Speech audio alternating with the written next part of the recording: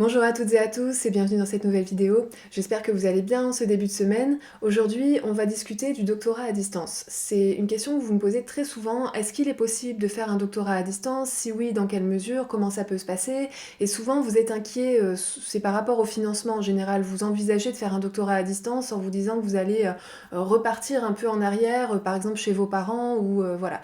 Donc, surtout, faites attention à certaines choses. Il y a des doctorats qui sont spécifiquement organisés à distance, et là je parle pas de ces doctorats-là, je parle bien des doctorats classiques, entre guillemets, ceux pour lesquels vous allez être soit en contrat doctoral, soit sous contrat, enfin sous bourse doctorale, ou soit sans financement. Tout ce qui est chiffres, de toute façon, vous êtes obligé d'être sur place, mais par exemple en sciences humaines, vous pouvez envisager régulièrement de le faire à distance. Or, je vous le déconseillerais très fortement parce que tout simplement, lorsque vous serez inscrit en doctorat, vous serez inscrit dans un laboratoire de recherche qui est constitué d'équipes de recherche et de chercheurs qui sont dans votre domaine, et il faut vraiment garder en tête que le doctorat, ce n'est pas que la thèse. En fait, il y a plusieurs choses. La première, c'est la thèse. La thèse, à la limite, vous vous dites, bah c'est bon, les chercheurs, je peux les contacter par mail, etc. C'est vrai. Maintenant, demandez-vous quand même où sont vos sources. Si vous êtes en sciences humaines, vous allez certainement avoir besoin d'ouvrages.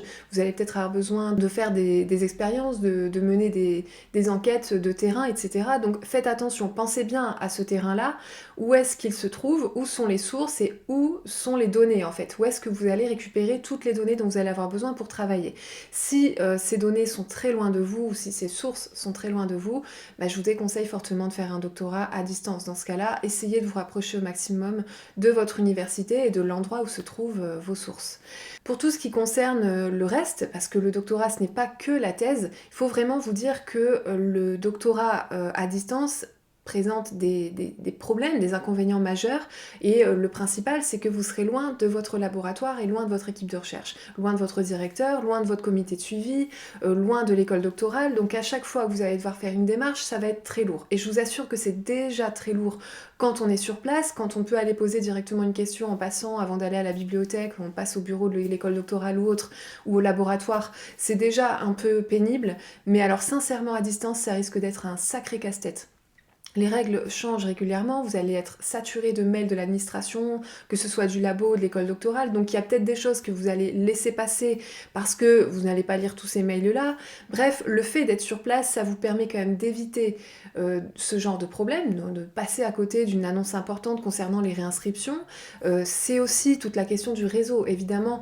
Si vous êtes loin du laboratoire, alors que c'est dans ce laboratoire-là que vous avez toute une équipe de recherche qui est à votre disposition pour vous aider, vous encadrer par rapport à votre recherche, notamment votre directeur, mais il n'y a pas que lui.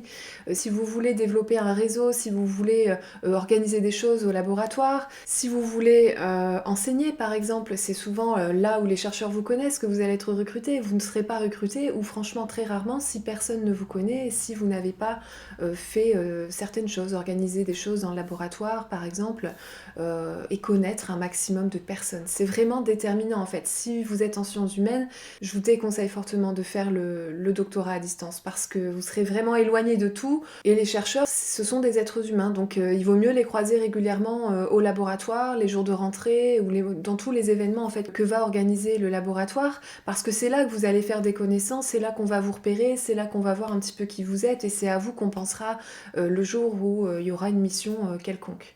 Et puis il y a aussi tout le côté formation doctorale. Il y a des formations doctorales qui sont assez conséquentes et qu'il faut valider auprès de l'école doctorale. Donc pour valider ces crédits-là, il y a la thèse, il y a toutes sortes de choses à faire, mais il y a aussi des journées d'études auxquelles il faut assister, il faut aller à certaines formations, ça peut être des formations à la tech, des formations à Zotero, ça peut être des formations entreprises aussi, mais enfin bref, tout est organisé là sur place. Et pour avoir été représentant des doctorants et pour avoir assisté à de nombreux conseils de laboratoire, je peux vous assurer que les doctorants qui sont à distance et que personne ne connaît, c'est pas que c'est mal vu, mais en fait, c'est très compliqué à gérer pour les directeurs de laboratoire, c'est quelque chose qu'ils n'aiment pas forcément. Ils aiment bien, quand ils organisent une rentrée par exemple, bah, qu'il y ait un maximum de personnes qui soient présentes, et c'est toujours un peu frustrant de se dire tiens, il y a 200, 300 doctorants dans le laboratoire, et puis en fait, il y a personne le jour des rentrées, il y a 15, 20 personnes quoi.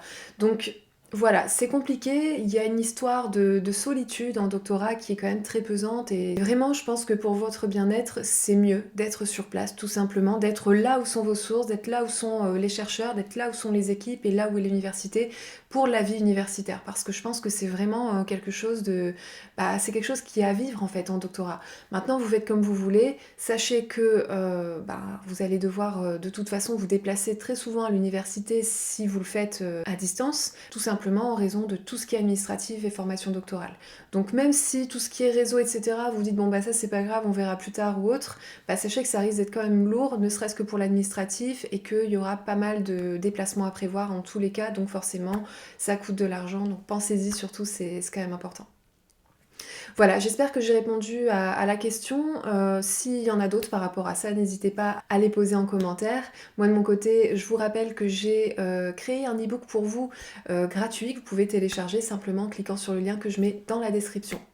Voilà, je vous souhaite une très belle fin de journée et je vous dis à demain pour la fin de la foire aux questions. Salut!